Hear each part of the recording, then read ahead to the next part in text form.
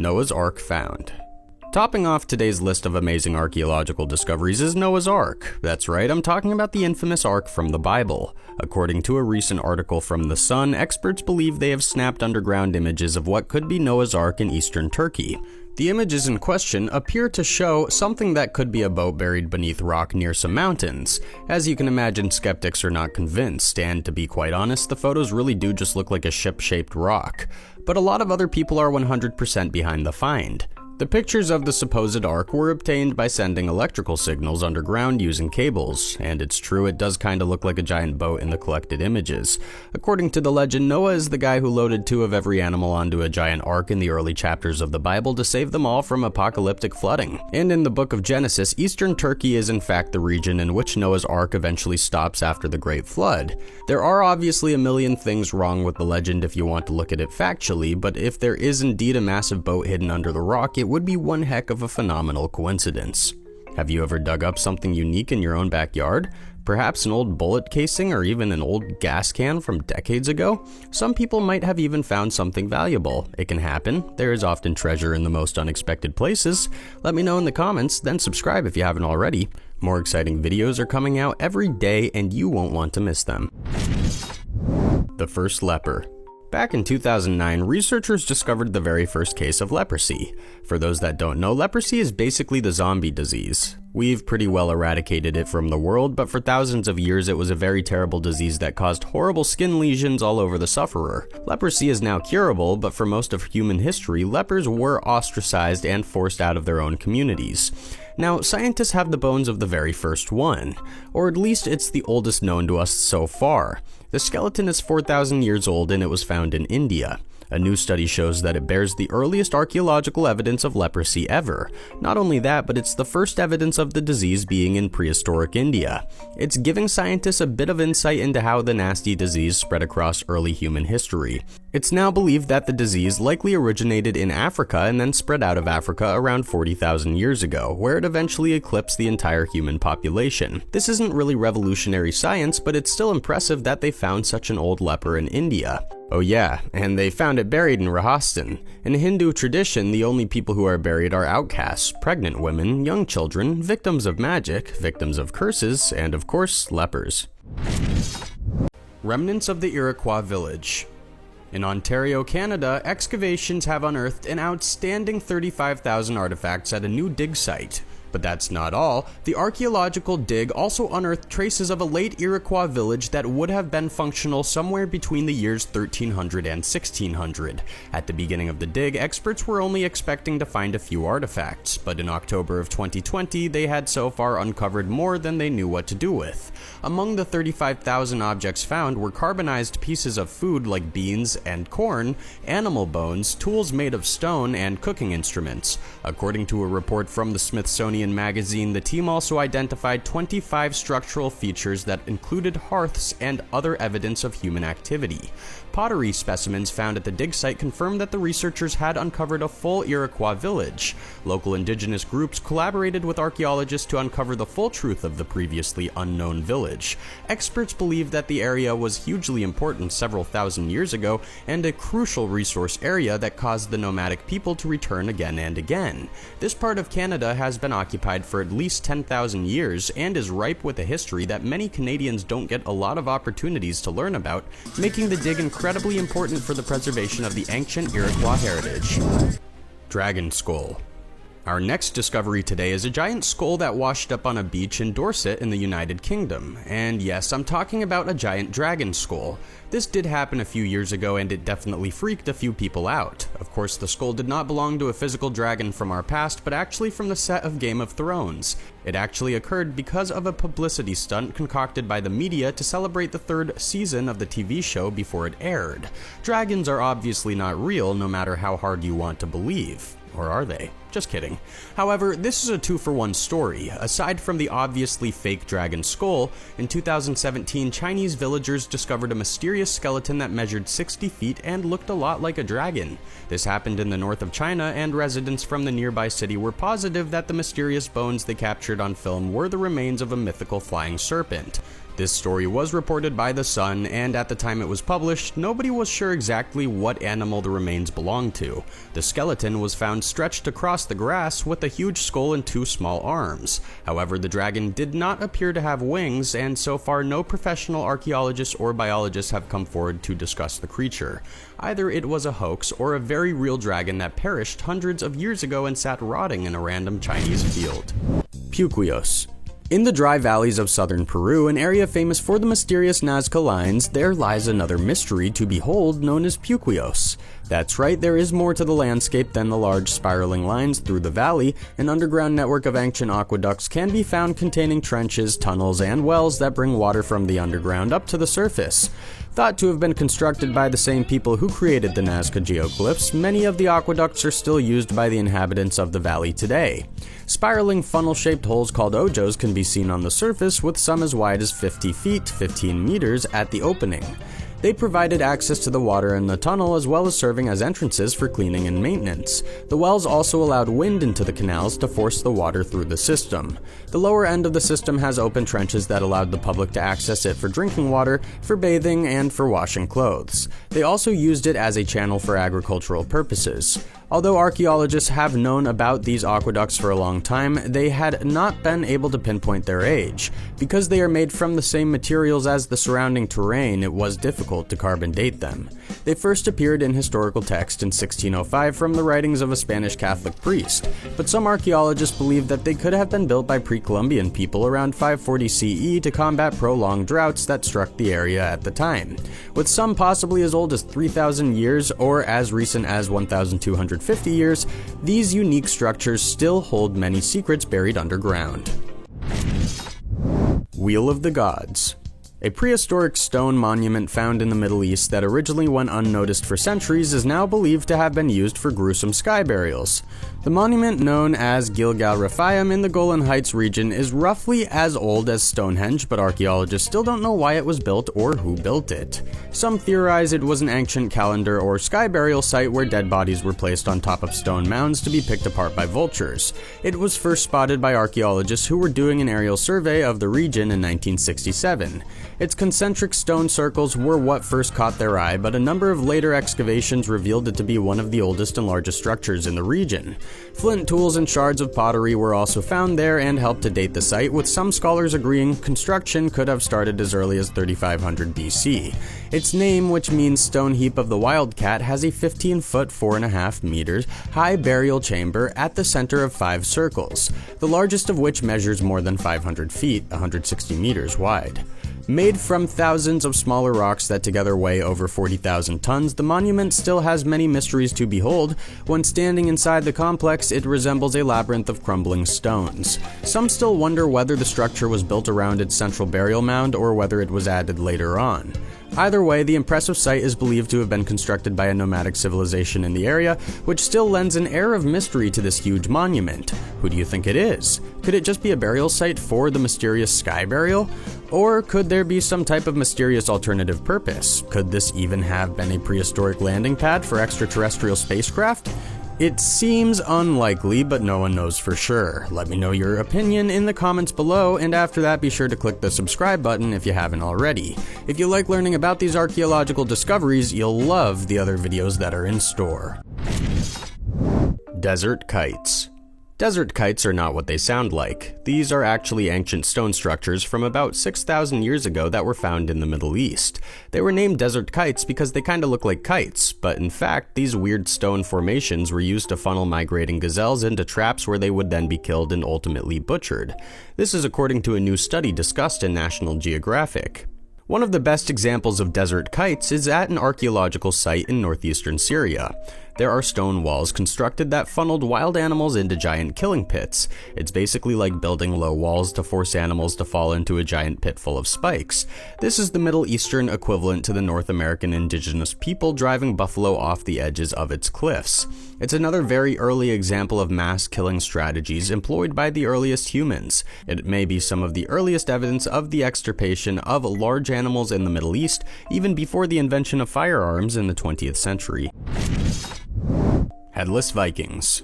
Vikings just aren't that scary without their heads, but a pile made of Viking heads would be terrifying. A recent archaeological discovery in Britain has unveiled a massive burial pit full of executed Vikings. Roughly 50 skeletons were found inside of an old quarry pit in Dorset back in 2009 during the construction of a relief road. Every last skeleton has been decapitated, with all their bodies thrown inside shallow graves and all their heads piled up to the side. It's a pretty grisly image to look at now, even if it is just a bunch of skeletons, but just imagine what it would have looked like at the time of its creation with a giant pile of 50 heads. It's absolutely gruesome.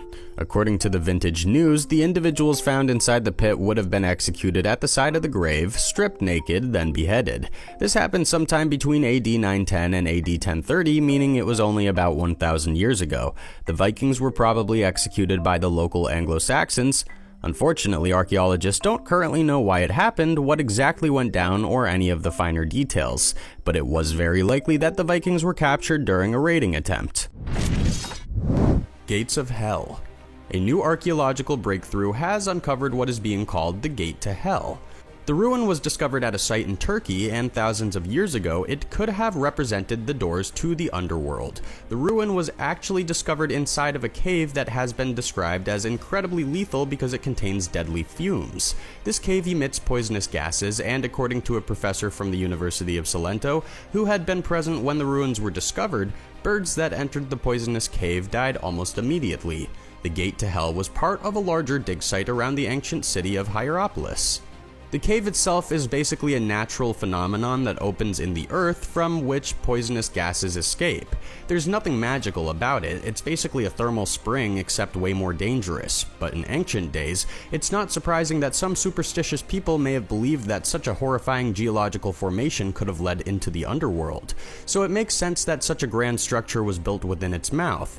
And according to experts, it was likely that those who traveled to the gate would have used birds to test how dangerous and deadly it was, while priests would have sacrificed animals to the gods of the dead by shoving them into the cave through the Gate to Hell. Would you dare visit this place? Let me know in the comments below, and be sure to subscribe if you are new here, as we have lots of videos coming up. Tomb of the God King. Archaeologists working in the north of Guatemala have uncovered the tomb of someone they believe could have been a Mayan god king. The tomb dates way back to somewhere between 300 and 350 AD, and it's the oldest royal tomb out of several that have been discovered inside the ancient city of El Peruaca. The god king's name was likely King Techan-Ak of the Wak dynasty, and he could have ruled in the early part of the 4th century.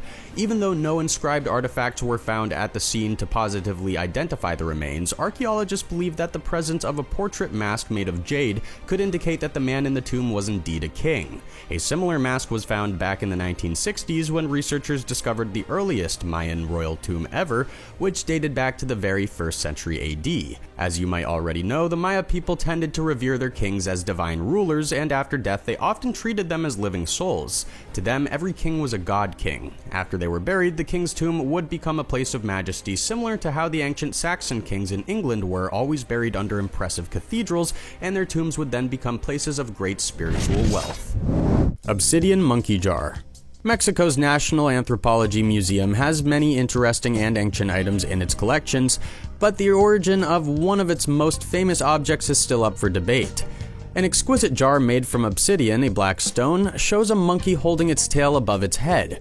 Measuring 6 inches, 15 centimeters high, the jar was first showcased in the museum's first major catalog 50 years ago, and was described by Mexican archaeologist and historian Ramon Pinachan as one of the most valuable pieces in the museum and an absolute unique model.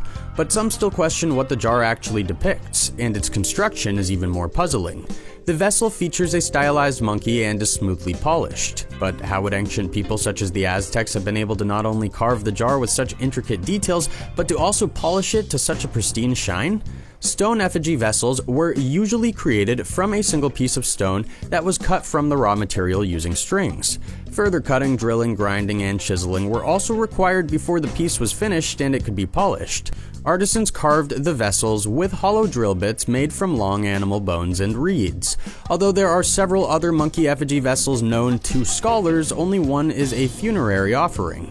Explorers continue to guess whether the jar was made for members of the elite class and why they decided to use a spider monkey on the effigy. The ancient vessel was obtained by a doctor who saw it in the home of his patient in the late 1800s. Purchased from the farmer who found it on a hacienda in exchange for sheep, the museum later purchased the jar so it could remain in the country where it was made. That doesn't answer the question as to why the original creator created the monkey jar and how they managed to make such an exquisite piece with their limited resources. Kamchatka Peninsula. In 2013, archaeologists from the University of St. Petersburg discovered a strange object made from metal parts on a remote peninsula. The reason why this is so strange is that the object is some 400 million years old, and the components are gears that are similar to those found in a watch or computer. Inlaid in rock where it was found, the object is made from metal parts that formed a mechanism. The strange fossil, found by hikers, has hundreds of toothed cylinders making up the machine. Perfectly preserved in stone, archaeologists had to cordon off the area to prevent serious, curious onlookers. Could the object have been created 400 million years ago by some sort of intelligent being who had astonishing technological capabilities? Or could the object have simply fallen into a swamp or some other location that allowed it to reach fossilization and age in a shorter period of time? Whatever the case, this mysterious discovery continues to puzzle conspiracy theorists and archaeologists alike. Sacsayhuaman. Sacsayhuaman is one of the most mysterious archaeological sites in Peru. It's believed that Sacsayhuaman was constructed by the early pre-industrial Incans.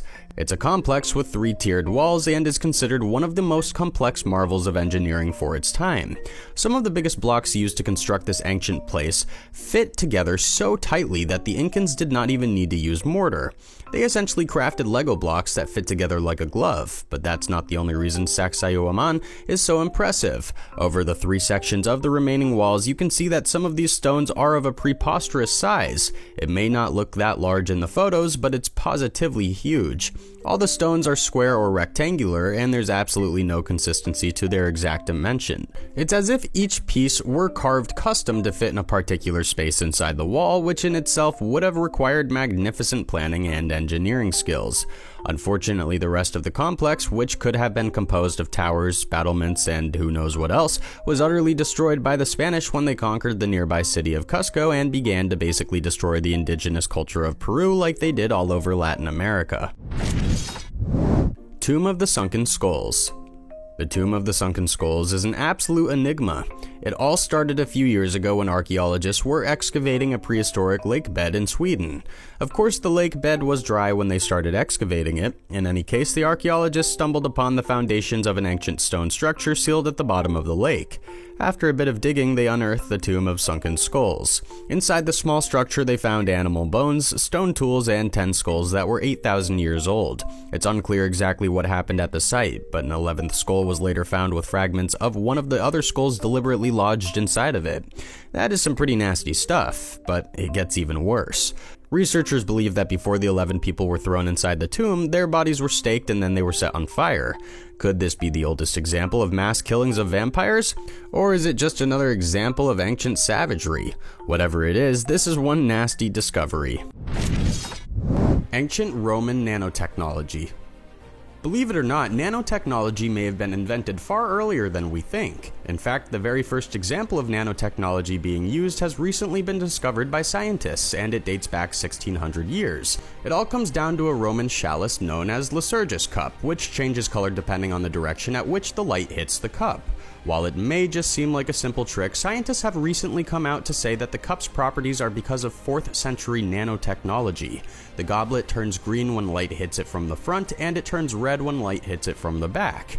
Researchers in England have determined that the cup's unique properties have a lot to do with special particles. There are particles of silver and gold which are embedded inside of the glass and are as small as only 50 nanometers. To make sense of that, 50 nanometers is only around the size of the common cold. That means you literally can't see it with your eyes, and it wasn't an accident that the nanotechnology was applied to this famous cup either. The work done was so precise that it works on the level of electrons. When the light hits the cup, the electrons inside vibrate in a particular way to reflect light differently depending on the position of the person looking at the cup. I don't need to tell you that this is a pretty amazing use of science considering the time period. How did they do it? Well, that is still a bit of a mystery. We have to assume that somebody in ancient Rome had access to a very large brain and a lot of very specific chemicals. Secrets of Ankor. Angkor Wat has astounded people across the world ever since it was rediscovered by a French explorer back in 1858. The French explorer once described Angkor Wat as being grander than anything left to us by Greece or Rome, and that is still true today. Angkor Wat is the largest temple complex in the world. It was constructed around the year 1150 and it covers an area 4 times greater than Vatican City. It also attracts roughly 2 million tourists a year and is on the flag of Cambodia and on Cambodian currency. While most of the various temples have been explored and documented in the last 100 years, new technology using lasers has revealed an even more complex city than researchers previously could have imagined. According to the BBC, by using a sophisticated remote sensing technology, mounting it onto a helicopter and then scanning the countryside, a team of international researchers have recorded the topography of what Angkor Wat would have looked like thousands of years ago, and quite frankly, it's truly amazing. They discovered highways, temples, elaborate waterways, and all the features of an advanced cityscape that we can't see because it's all hidden beneath the trees or long since faded. The moral of the story is that Angkor Wat was already impressive, but now we're learning that it was perhaps the most impressive ancient city of its time. Viking rock runestone. The climate crisis continues to be a topic of debate for environmentalists and the average Earth lover to this day, but a series of ancient carvings on a Viking monument may show that even then the ancient people were worried about the cold climate crisis. A 9th century stone monument found in Sweden is believed to have been erected by Vikings. Weighing 5 tons and standing over 8 feet tall, 2.5 meters, there are 28 lines in the runic inscription. But even if you understand the symbols, that doesn't even mean you may necessarily be able to decode it. Written on the stone are riddle-like messages dedicated to various Norse mythologies. With more than 700 runes and other characters, there is only one line that is damaged, but that doesn't make deciphering them any easier. Until early 2020, scholars were able to read the inscriptions, but they didn't necessarily know what they meant. However, a study by scholars from Swedish universities were able to decode the message, and what they found was quite interesting. Some of the inscriptions are about the anxiety of the author over his son's death, as well as fears of a new cold climate crisis.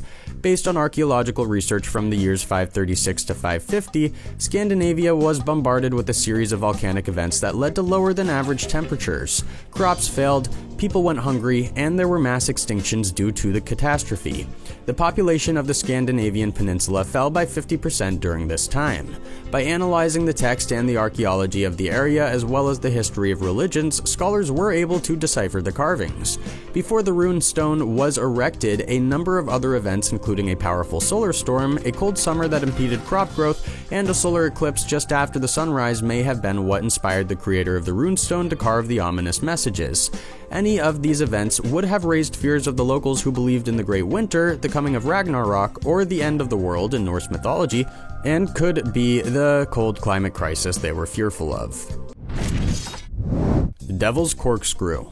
In the 19th century, when geologists began exploring the fossil beds found in Nebraska's Badlands, they came upon a curious group of spirals made from hardened sand. Nicknamed Devil's Corkscrews by local ranchers, the formations were believed to be the remnants of prehistoric plant matter or possibly sea sponges. It wasn't until later, when bones were discovered inside the corkscrews, that experts found the real culprit of these strange formations. An ancient animal similar to a beaver called the Paleocaster was the creator of the complex spirals, using them as homes. It wasn't until 1977, when experts found the signature teeth marks of beavers on the spirals, that they realized who had created them. With some standing 15 feet, 4.5 meters long, the spirals were created from 15 to 30 million years ago. Located in the Sioux country of Nebraska, they have 2 parts, namely the screw and a massive root that branches off from the lower end of the spiral. Located in about 500 square miles, 1,300 square kilometers of Nebraskan countryside, the spirals were first discovered in 1894 when an expedition set out to the Badlands of Wyoming, Nebraska, Rocky Mountains looking for fossils. After finding some large corkscrews, the formations, composed of quartz, were first labeled as the work of the devil because they were so curious and had no explanation. Initially, explorers believed that they were made by some supernatural being, but the area where these fossils were found was once inhabited by an ancient beaver-like creature that lived in the North American Badlands during the late Oligocene period. The corkscrew-shaped burrows had side nesting chambers and other compartments that allowed for water drainage and to be used for the animals' excrement. When they were later abandoned by the animals, tree roots grew into the spiral-shaped burrows and fossilized. If you want to see these curious formations, head to the Agate Fossil Beds National Monument in northwestern Nebraska to see these unique creations.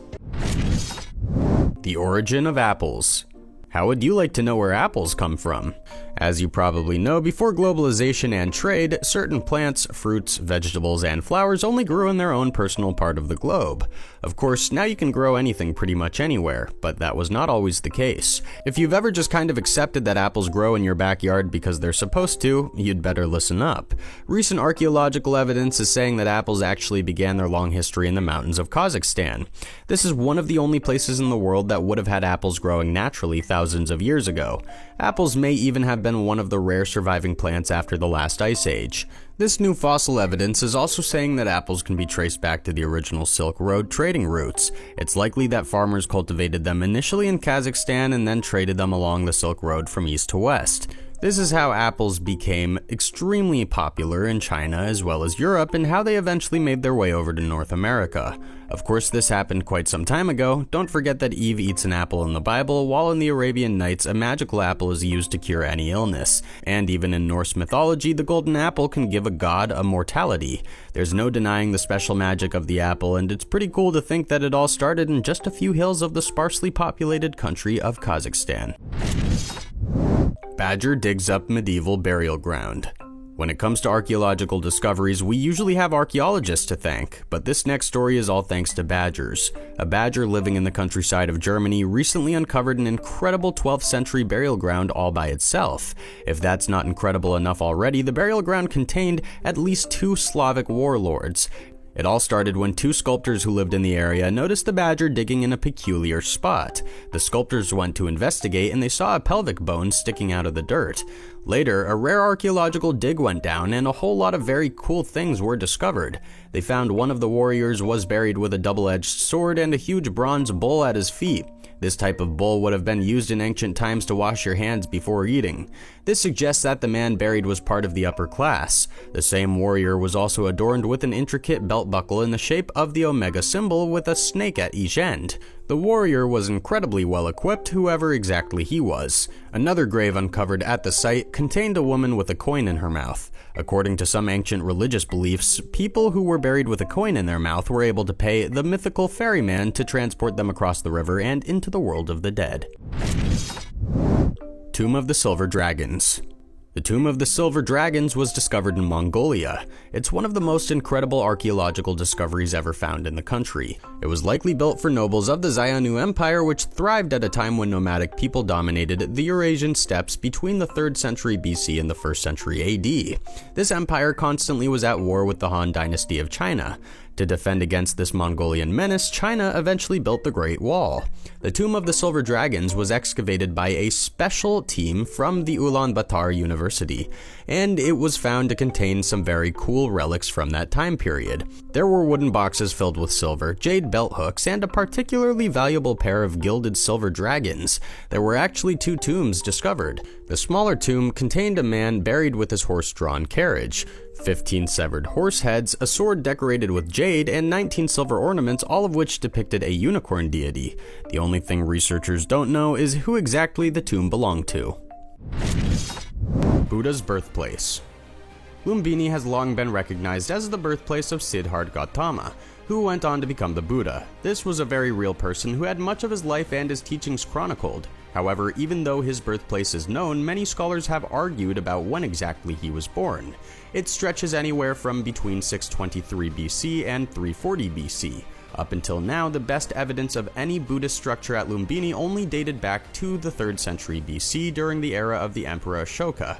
However, a new archaeological discovery reported by the BBC claims that the earliest Buddhist shrine ever was just recently discovered at the birthplace of the man himself. Researchers unearthed an ancient timber structure buried inside the original Maya Devi temple in Lumbini, which by the way is in Nepal. That dates back to the 6th century BC. The timber structure is an old Buddhist shrine, and it may once and for all settle the dispute about exactly when the Buddha was born. While this may not be super interesting for everyone, a lot of people can appreciate the discovery of the oldest evidence of a Buddhist shrine anywhere on our planet, which is exactly what this archaeological discovery is. Dino fossil. Let's move from Buddhism to the world of the dinosaurs. An incredible dinosaur skeleton has recently been found that dates back 110 million years, and while archaeologists and paleontologists find cool dinosaur fossils all the time that are really old, this one is so perfectly preserved that it looks like a statue. Just look at the skull on this beast. It's simply fascinating. It could honestly be a prop in Game of Thrones rather than a biological fossil. This piece of history was found in Alberta, Canada, which is home to one of the richest fossil deposits in the world. The dinosaur wasn't a T-Rex, but it was a very cool armored monster known as the Nodosaur. The dino came equipped with a body of scaled armor, but it only ate plants. According to the Royal Tyrrell Museum of Paleontology, this Canadian discovery is in fact the best preserved armored dinosaur in the world. It includes skin and armor, and the fossil is 100% complete from the snout to the hips. Even more incredible is that it took over 7,000 years to prepare the specimen to be researched and put on display. Next time you're in Canada, stop by and see this amazing prehistoric beast. Ancient chariot. In the country of Bulgaria, archaeologists have found the amazing remains of a full Thracian carriage complete with 2 horses. Not only that, but they found the remains buried upright, meaning that the chariot was buried sitting on its wheels and the horses standing on their feet. The horses and carriage were both found inside of a Thracian tomb with a bunch of other great artifacts. The discovery was also made close to the same location where the exact same research team uncovered a ridiculous hoard of gold just the year before. And even though the area had been pillaged by looters trying to strike it rich, the chariot and horses were completely untouched. According to a professor from the National Archaeology Institute at the Bulgarian Academy of Sciences, this find is unique and unlike anything else ever uncovered in Bulgaria. Researchers think that the chariot and the horses were put inside of an elaborate resting place that required them to be lowered into it using harnesses after they were killed. If you were wondering who the Thracians were, they were a group of tribes who inhabited much of Central Europe back in the times of the Trojan War. Don't forget, the famous slave revolt leader Spartacus was actually a Thracian warrior. Su-25, MiG-25. When the United States sent teams to Iraq hunting for weapons of mass destruction, they ended up finding something they did not bargain for. Dozens of fighter jets from Iraq's Air Force were found buried beneath the sand, including one Cold War-era MiG-25 interceptor whose tail fins were poking up from the sand. A number of MiG-25 and Su-25 ground attack jets were also found buried in an airfield west of Baghdad. Intelligence experts estimated that Iraq had about 300 combat aircraft before the war started, all from the 1991 Kuwait War. Most of them were Soviet-made or older French fighters, as well as some of the most advanced fighter jets produced in the Soviet era. They originally escaped detection during the coalition bombing campaign, with some being buried or hidden under trees covered with camouflage sheets. Those that were destroyed in previous wars were littered across the airfield, so it would be difficult for bombers to choose their targets. The Russian fighter jets were found after American forces had already been working in the vicinity for weeks without knowing the aircraft were there. Their discovery is a stark illustration of the difficulty American forces faced while trying to find weapons of mass destruction in the country. The ancient city of Archaim. Older than the ancient city of Troy, Archaim is a 4,000-year-old settlement in the Ural Mountains. But its most curious feature is a circle some 530 feet, 170 meters in diameter of ancient stones. The prehistoric settlement is estimated to at one time have 20 towns, flourishing during the times of the pyramids were being built in Egypt. A site of strange burials and cave paintings, debate still rages over who the people were who lived there. Discovered in the late 1980s by a group of archaeologists who had been dispatched to the area to plan a new reservoir, strange embankments were discovered of a circular fortified settlement and clay ramparts over a log frame. Family dwellings were also found, including hearths, cellars, and wells, with early metal works and furnaces in each of the dwellings. More than 20 of the circular settlements have been found throughout the southern Urals in northern Kazakhstan, suggesting that the civilization was widespread with various townships built to house them.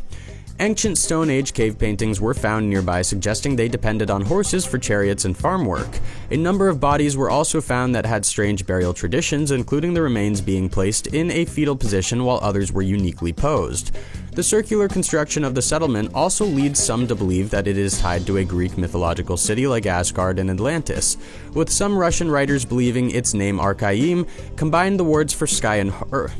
It could mean that the ancient people looked to the skies for wisdom and religion. Selenographia. A one-time painter to the King and the Prince of Wales, John Russell, was an artist with a keen interest in astronomy. So enthralled by the beauty of the moon, he created a lunar globe known as selenographia, which depicted the moon in intricate detail. A large lunar sphere that had a small terrestrial sphere. The globe was created to reproduce the motions of the moon with respect to the Earth. One side is illustrated with the other remaining blank, depicting how the moon is visible from Earth. Spending 30 years to perfect his map of the moon, Russell produced detailed drawings before he invented the selenographia. Made from papier-mâché and covered with plaster, the lunar sphere is mounted on a heavy brass hemisphere with parts that are cut away to show its details. Created in 1797, the portrait artist designed it to show the wobble of the moon as it rotates. He used a micrometer and telescope to obtain accurate measurements of the moon as he created the globe. Made from brass and paper, the terrestrial globe is considered the oldest three-dimensional representation of the moon, with its brass mechanism allowing it to turn. Offering Table of Defji. A rare round table made from white alabaster, the Offering Table of Defji is a remarkable piece from ancient Egypt. Carved with intricate hieroglyphs, the detailed surface has small compartments, each with the name of a dish, a drink, or a purifying agent.